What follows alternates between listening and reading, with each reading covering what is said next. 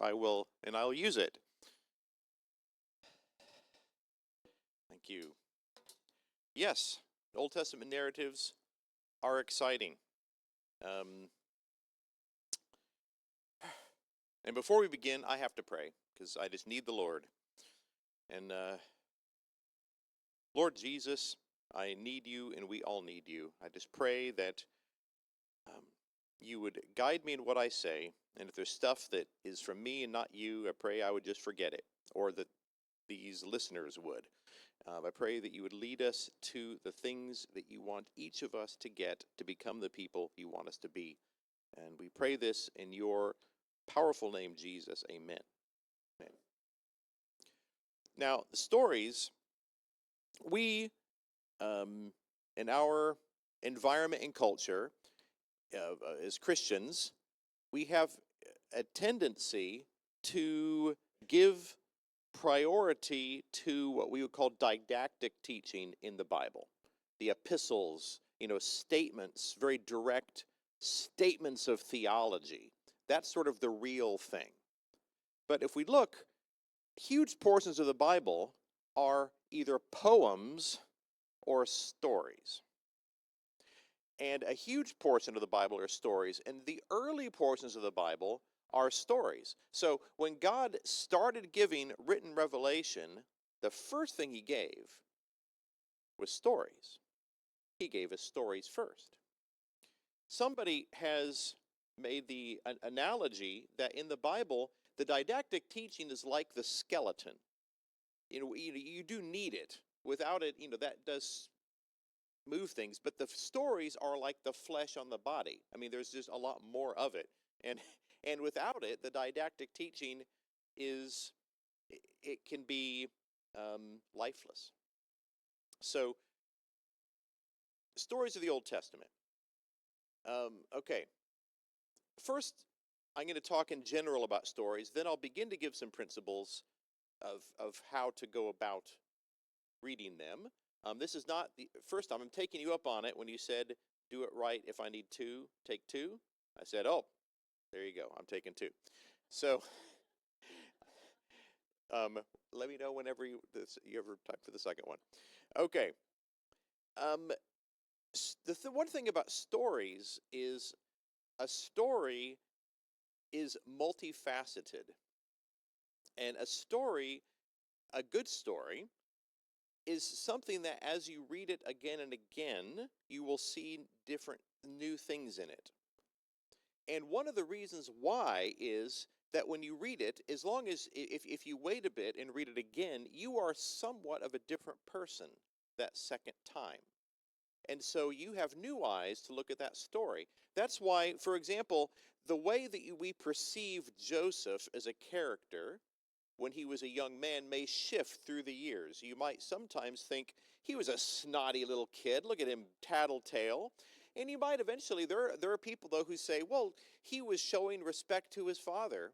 He was risking the ire of his brothers by honoring the structures of the family and informing the father of what his duty told him to do.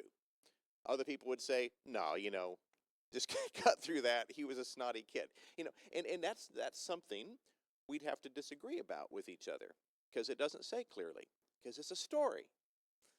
Now, here's the thing about stories. Like I was thinking, if somebody were to tell a story, just a random example I'll invent now, that he felt a call to be a pastor and told his dad, who also happened to be a pastor, I think I might need to be a pastor, and this guy took him out to a place to have a burger,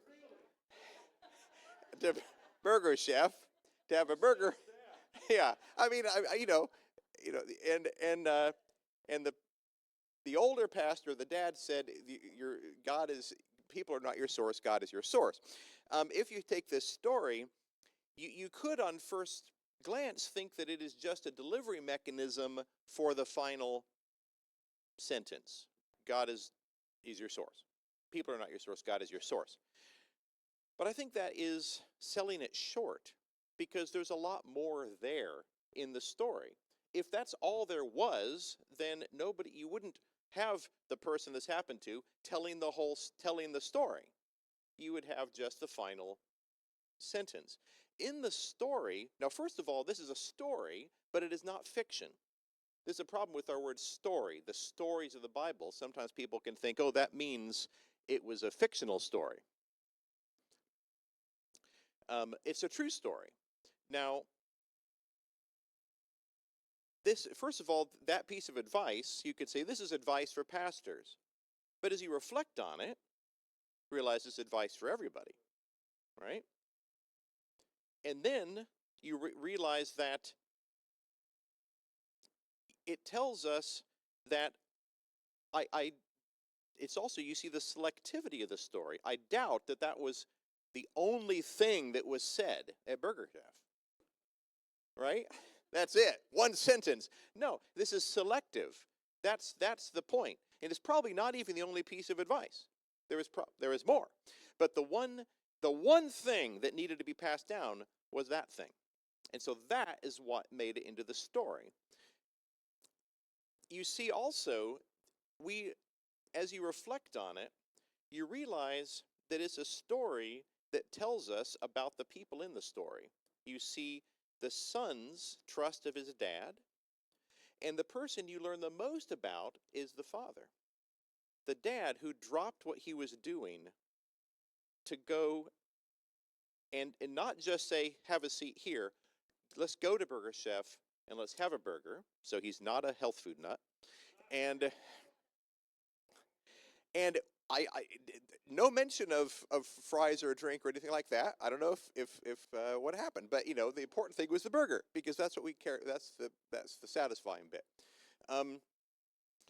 And you can see the importance the father placed upon the son's call. He took this seriously, and he took it's important. If he'd said, I want to go play basketball, I want to start playing basketball, I doubt he'd say, let's drop it, let's go to have a burger so I can give you some tips about layups.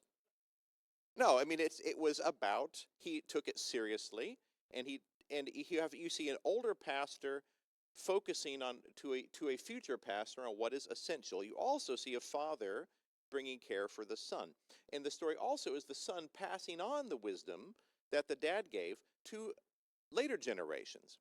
And so we can see in this story, this also has more meaning, just like the stories in the Old Testament. There's elements that have more meaning for certain people than they do for others. There's parts of it that would be more important to Israelites living in Israel at the time. Like it'll say, there's a story, it says, Saul's army was gathered at the pomegranate tree by Michmash.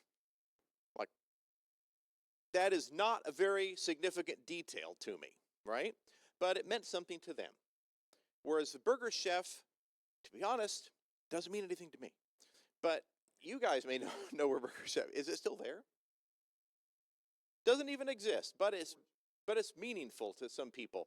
But even if you told this story to somebody in China in 1872, they would gain everything essential out of that story that guy could get.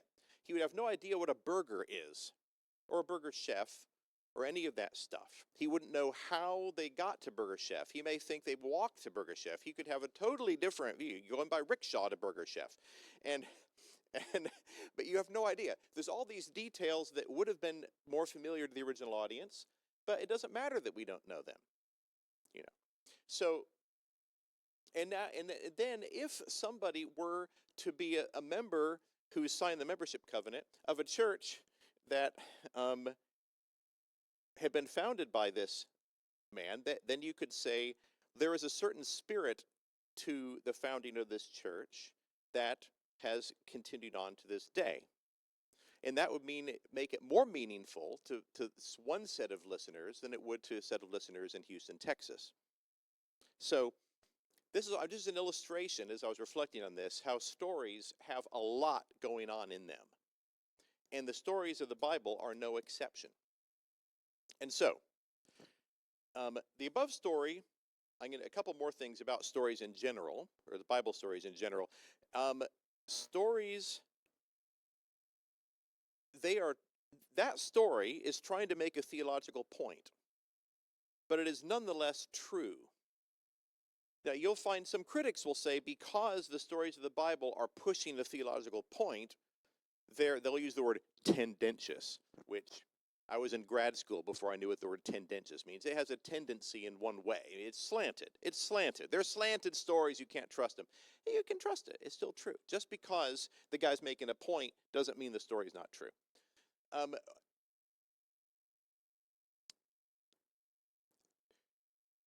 Another thing about these stories is that the stories do not have only one point.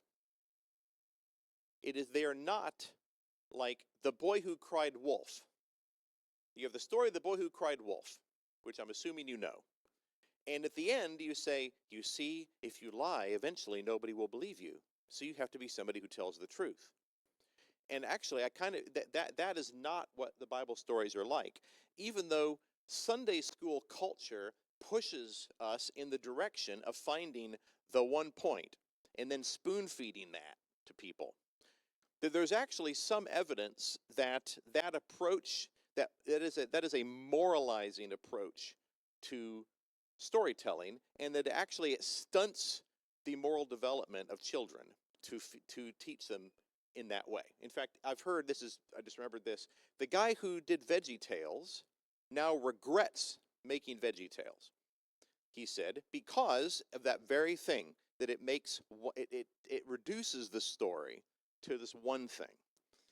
But the stories are much bigger. In fact, The Boy Who Cried Wolf misses an enormous point with the boy but I think a more important point than if you lie, people won't believe you, is if you become a liar, you won't believe other people. And that is a much more significant problem for the liar than people not believing you. Good liars can get away with it, but they become cynical people who don't believe anything.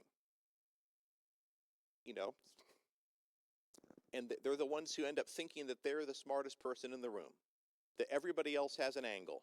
They can't see sincerity when it's rubbed in their faces. Okay.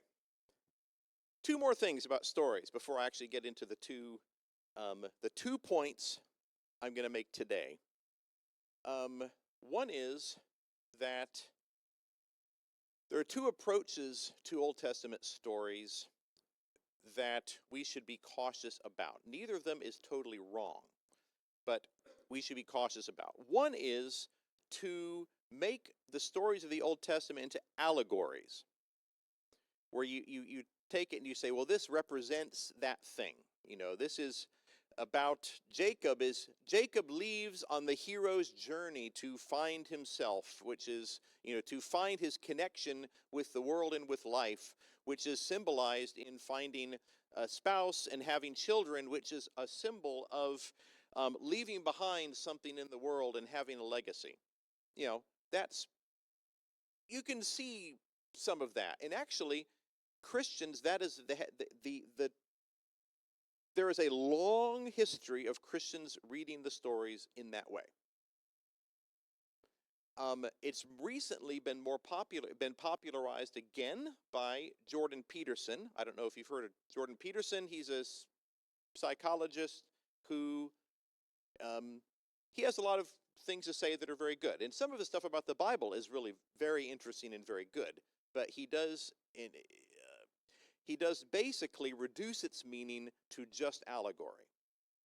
So, and keep in mind, allegory is one problem, which I'll explain. The second is that there is another tendency to read the stories, think of them as valuable only insofar as they tell you something about Jesus. So how's the Old Testament useful? It was a foreshadowing of Jesus.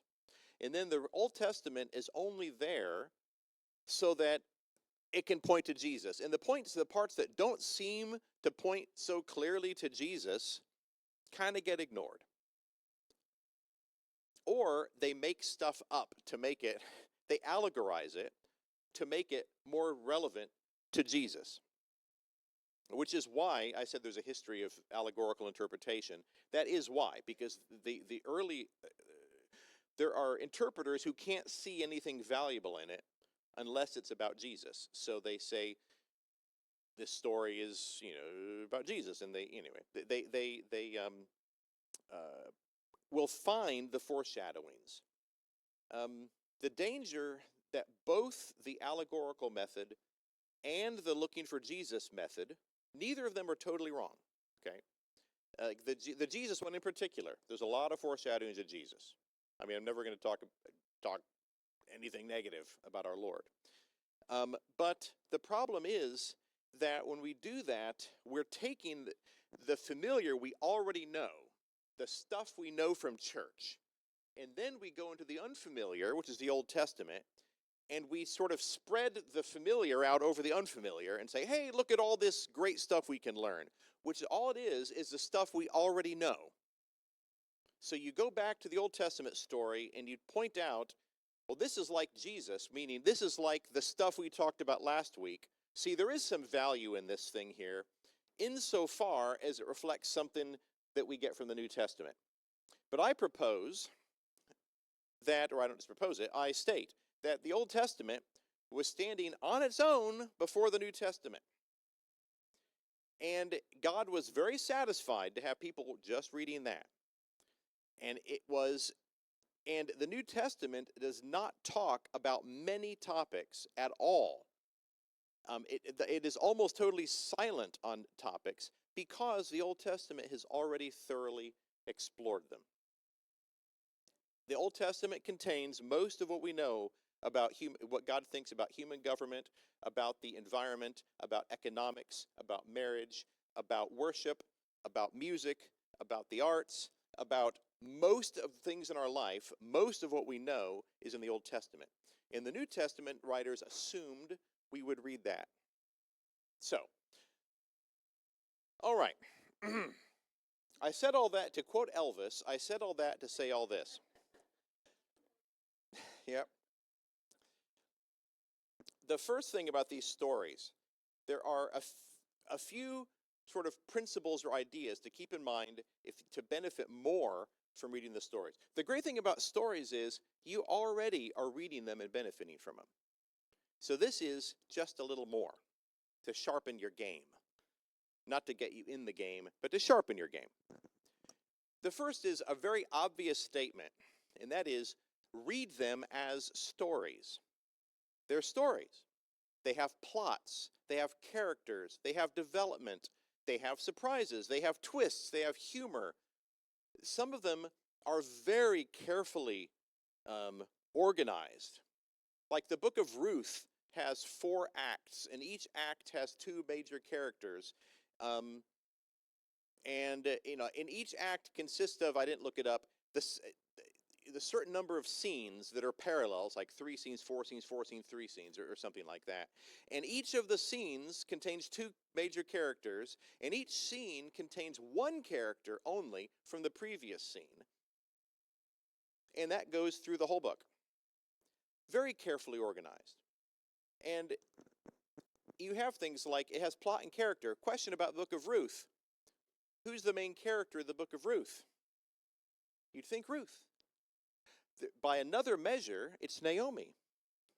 Because the book starts, Naomi has a problem. When it's done, the solution is Naomi's problem is solved. And Ruth is, we would say, the character of interest in the story, the one we're most interested in, and the one who's driven the plot forward. So depends on different ways. I mean, you could argue Ruth is the main character in the sense of she's the one our focus is on. But that's just showing that these do use character and plot the same for similar ways that we do in our regular stories. The ways that we're used to stories. The same way that a TV episode has characters and plot and scenes. These do too. Like in the story of the widow, and who had had her husband had a debt, and she went to Elisha, and he had her fill up all those jars with oil, right? One question, like, who is the hero of that story? It's the widow. It's not Elisha. It looks like it's Elisha because it's set in this bunch of miracle stories about Elisha. But the problem opens with a woman. With the book story opens with a woman who has a serious problem, and she says, "How can I solve this problem?" She goes to get as close to the Lord as she can get by going to his primary prophet and saying, "Help me." She listens to what the prophet says, and the number of jars she collects is the measure of her faith in what he said.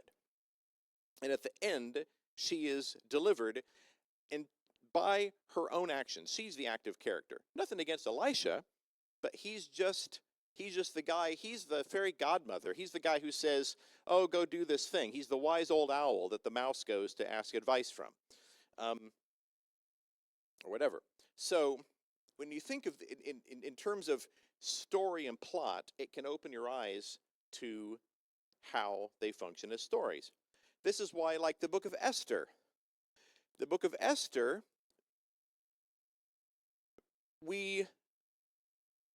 as we went through Esther in the Wednesday night recently, so some of you are familiar with it. Esther, we tend to think of Esther as being a story about this great hero, this heroine who saved Israel, and that's true. But, and in fact, we often will cast it in the way we think of the story is that Esther was taken to be a wife of the king, and she's really the girl next door type. There's all these glamorous girls. They're the cheerleaders and the homecoming queens, and she's the girl next door. And of course, she has something special about her, though, this character that the others just don't have. And the king, he sees this special thing, and then there's a montage sequence in which she gets made up and her hair gets done, and then you realize, oh, she's beautiful too, and she wins out in the end. You know, this is the way that the story is sort of cast. But it's actually, when you carefully read the story, you realize that is not what it is saying. Esther is the homecoming queen in this story. Esther is the cheerleader. The other girls see her and they're like, oh my gosh, I'll never compete with that. And she's shallow. She's a shallow woman who goes with the path of least resistance, who's been coddled her whole life. And then, when the moment comes to step up, she does it. And so the story is about the rise of a hero. If you don't look at it as a story, you can end up thinking that she's static, that the characters are static through these stories, but they're not. So if you read the story of Jacob, he is not a static character. These are not, they are people, and as characters, they are developing, right? Okay. The stories, reading it as stories, they also have plot twists. There's times when you can be very surprised by what happens. There's even times when information is deliberately withheld from you to mislead you so that later on you can go, oh, Twilight Zone, oh. So, for example, Gideon is called by God to deliver Israel from the Midianites. Now, a minor thing, the first thing that God asked Gideon to do is, he says, okay, I want you to take some men, and I want you to go tear down the altar to Baal that belongs to your dad. Okay. Now, it turns that this is what you call a plot twist. This is when you find out that the person that God is calling is actually a pastor's kid for the devil. Right? His dad is the guy who runs the local Baal altar. Like, and so that's the first step. You're like, oh my goodness, why would God pick a guy like that? Well, he did, right? And Gideon did it. Gideon tore down the altar to Baal. You have the story of Jonah, which is big spoiler because we're doing Jonah tonight. The story of Jonah. It starts out that Jonah is called to go to Nineveh, and he runs away. Now, we're not told why he's running away. And it is the assumption on first reading is that he is scared to go. The assumption is so strong that sometimes there are actually retellings that say, but he was scared. My Sunday school teacher, when I was a little tykester, told me Jonah was scared. But it's not true, right? You know what? We know why Jonah ran away. At the end, he says, "This is why I didn't want to come, because I knew you'd forgive him." He didn't want a God that this is merciful. He couldn't deal with the mercy of God, right? That's what you call a plot twist. It's a powerful plot twist. And you have Judges. Like in Judges 17, which I say, you have humor. Judges 17, 1 to 3. I don't remember if I made the slide for this or not. Oh, I did. Excellent. There was a man of the hill country of Ephraim whose name was Micah. And he said to his mother, "The 1,100 pieces of silver that were taken from you, about which you uttered a curse, and also spoke it in my ears, behold, the silver is with me, I took it." And his mother said, "Blessed be my son by the Lord." And he restored the 1,100 pieces of silver, to his mother. And his mother said, "I dedicate the silver to the Lord from my hand for my son, to make a carved image and a metal image. Now therefore I restore it to you." Now, I just love how much information is in this thing. Mom, that silver that got stolen and you uttered that curse about it. Well, I'm the one who took it. I stole it, Mom. And I'm going to give it back. She says, "Oh, blessed be the Lord." And I'm going to dedicate this by using it to make an idol. Yeah, and it just shows you, like, the ignorance. It's comedic. It would be a comedy movie nowadays. Just watching the train wreck of the ignorance. And you realize that is meant to be funny. That's not unintentionally funny. That is meant to be funny. So read it as a story. Second point. Details are important, but they're not always clear. The main point is usually clear. Now, this is a strange thing about Hebrew narrative, which people have commented on, that it is almost unique. I mean, it probably is unique. I mean, literary scholars say it's strange to be able to have a literary form where people can disagree violently over the meaning of everything in the story, but nobody disagrees about the main point. How can it be possible to have a story with a clear main point if none of the other parts of the story are clear? Well, the Lord can do it. And the fact that the other points of the story are not so clear is what gives them their enduring quality. This is why you read it over and over and over again. Like they say, I have never read the Iliad by Homer, but I hear that it's the opposite. Like they say you could never have people arguing about the meaning of the Iliad, because it is everything is laid out there and all interpreted for you. So the Old Testament stories are the opposite.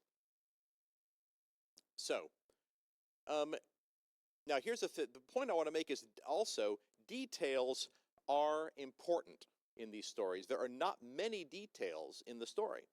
Like, what did Abraham look like? Was he handsome or not? Don't know. What did Isaac look like? We have no idea. What color was his tent? We don't know. We don't know most things. We have very little visual detail in these stories. Very little detail. Whereas the stories we tell nowadays tend to have a lot of detail that is not necessary to the plot. We expect to have the setting described to us. We're expecting help with all the visualization. In this case, the Old Testament stories don't do that, which means that when they do include a detail, there's a reason for it. Now, sometimes the detail was important for the local, the original audience, but not for us. Saul was next to the pomegranate tree in Michmash. All right, great. Good to know. But it doesn't help us that much. It's just a marker. But other ones are there for a good reason. Okay, I'm going to read Genesis 25. This is about Jacob and Esau. It says, when the time came for her to give birth, that's Rebekah, there were twin boys in her womb. The first to come out was red, and his whole body was like a hairy garment. So they named him Esau, which refers to being red. After this, his brother came out, with his hand grasping Esau's heel, so he was named Jacob, which means heel grabber. But it also has the like there, it can mean like a deceiver, but it also has the meaning, the implication of sort of like he's got his brother's back. Sort of is the implication. Like there's Esau is the main guy, and then there's his brother. He's got his back. He's the heel grabber. He's the guy in the back. So it was not, his parents did love him. They didn't give him a name deceiver. It's like if you name somebody Terry, it doesn't mean that you expect him to be late all the time, because he tarries. So the boys grew up, and Esau became a skillful hunter, a man of the open country, while Jacob was content to stay at home among the tents. Isaac, who had a taste for wild game, loved Esau, but Rebekah loved Jacob. Once when Jacob was cooking some stew, Esau came in from the open country famished. He said to Jacob, quick, let me have some of the red stew. I'm famished. That's why he is also called Edom, which refers to the red thing. Jacob replied, first sell me your birthright. Look, I'm about to die, Esau said. What good is the birthright to me? But Jacob said, swear to me first. So he swore an oath to him, selling his birthright to Jacob. Then Jacob gave Esau some bread and some lentil stew. He ate and drank, then got up and left. So Esau despised his birthright. Now, there's a few details in there. We find out that Esau had was all hairy. Okay, he's hairy. You find out that he likes to hunt. He's a man of the fields. He's going out and doing stuff. Jacob is not hairy. Jacob stays at home. Jacob's mama loves him, and he's a cook. Okay? So, and when they speak, Esau actually says his sentences are very short and very abrupt. Hey, give me stew. And this is actually smoothing it out a little bit. I mean, he's talking in almost a bestial, animalistic way. And all of this communicates sort of a bestial side of Esau, like an impulsive, poorly controlled, animalistic guy. And so that it just builds the picture of what Esau is like. That's why we hear about Esau being hairy, and the fact that in the next story it explains why they deal with the Jacob's had to put some these goat skin on his hands to, and you realize goat skin like that, he's that hairy. Like, my goodness, that's hairy. If touching a goat skin is gonna be like, oh yeah, it's like my son. So you have this stuff. Now, the descriptions of people, interesting, the most common description of people in the Bible is that they're good looking. And the most common description is that women are beautiful.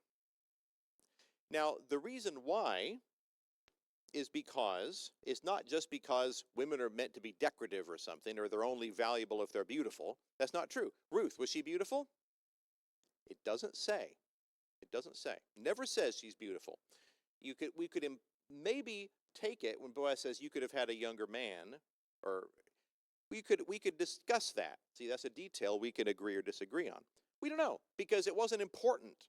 That's not important to know about Ruth. It is important to know that Esther is beautiful to understand the story. It is important to understand that Sarah is beautiful to understand why Abraham was afraid she was going to be taken from him. And it's because the reason why beauty is mentioned so often is it's a very powerful motivator for human decision making. And that's why the only patriarch that we hear was handsome is Joseph. Because Joseph is the only one whose looks put him under threat from somebody in authority. Remember, Potiphar's wife thought he was a pretty hot specimen and wanted him, right? Now, so that's why we hear he's handsome, to explain behavior in the story. Now, also, just a little bit of literature here. Earlier in the story, his grandmother Sarah was in Egypt. She was taken from her family by an Egyptian ruler who made advances on her, but the Lord protected her. So we have a story. She is a good-looking wife of a patriarch in Egypt, taken against her will by a lustful Egyptian ruler. Later we have a good-looking patriarch taken to Egypt against his will, accosted by the lustful wife of an Egyptian ruler. So all of the elements are there. They're just mixed around, you know. So you have it's not exact repeat of the story, but it's similar. And then you can start reflecting. God delivered Sarah through miraculous intervention. He did not deliver Joseph through miraculous intervention. But does that mean God was any less present for Joseph than he was for Sarah? And then we can reflect on that in our lives. Well, why didn't God save me from this situation? Does that mean he's ignored me? Why did he let me go to jail? Joseph would think, totally unfair. Well, does God have a purpose for that? Yes. So, all right, now, and I'm going to quickly finish up with examples of detail, the importance of details. Okay, I'm going to do Judges. In Judges chapter 3, you have the story of Ehud. And it says, the people of Israel cried out to the Lord, and the Lord raised up for them a deliverer, Ehud, son of Gera the Benjaminite, a left-handed man. The people of Israel sent tribute by him to Eglon, the king of Moab. And look at all the details now. Ehud made for himself a sword with 2 edges, a cubit in length, and he bound it on his right thigh under his clothes. So there's a lot of details. He's left-handed. He had a 2-edged sword. He made it himself, and he bound it on his right thigh under his clothes. Okay. So, and then he presented the tribute to Eglon, king of Moab. Now, Eglon was a very fat man. And when Ehud had finished presenting the tribute, he sent away the people who carried the tribute. But he himself turned back at the idols near Gilgal and said, I have a secret message for you, O king. And he commanded silence, and all his attendants went out from his presence. And Ehud came to him as he was sitting alone in his cool roof chamber. So here's a detail that the king is alone. He's in the cool roof chamber. Ehud said, I have a message from God for you. And he arose from his seat. And that message also means thing. That's the same word. So I've got something from God from you.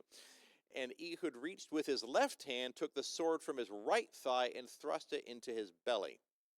And the hilt also went in after the blade, and the fat closed over the blade, for he did not pull the sword out of his belly, and the dung came out. Great story. But actually, I'm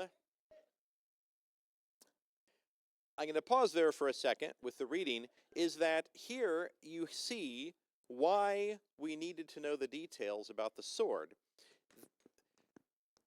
He made it himself, which means that nobody else knew. He made sure, I'm going to do this assassination, and I'm like, nobody's going to leak this thing, right? He made it a 2-edged sword. A lot of swords were these curved blades that you can hack with. To thrust, you need one with 2 edges to have a point to it. We know that's so that when the action time comes, he doesn't have to say, and by the way, it's a thrusting sword. See, you have the right picture in mind. He's got it. He's left-handed. He's put on his right leg because he's going to get searched before going to the king. And he knows that probably the Moabite soldiers aren't too comfortable flapping their hands down there. And so if they're going to assume that if he has a weapon, it's going to be over here. But it isn't. It's on the inside over here. So this is how he hid the the sword. You needed those details to get the story. And then the fact that the fat closed over the blade is why, let's finish the story. Ehud went out into the porch and closed the doors of the roof chamber behind him and locked them. So he's locked the dead king in there. When he had gone, the servants came. When they saw the doors of the roof chamber were locked, they thought, surely he is relieving himself in the closet of the cool chamber. Why do they think that? Because it's smelly, right? They can smell it because when they killed him, the dung came out, let's say. The dirt came out, as they say in King James. And they waited till they were embarrassed. Like, oh.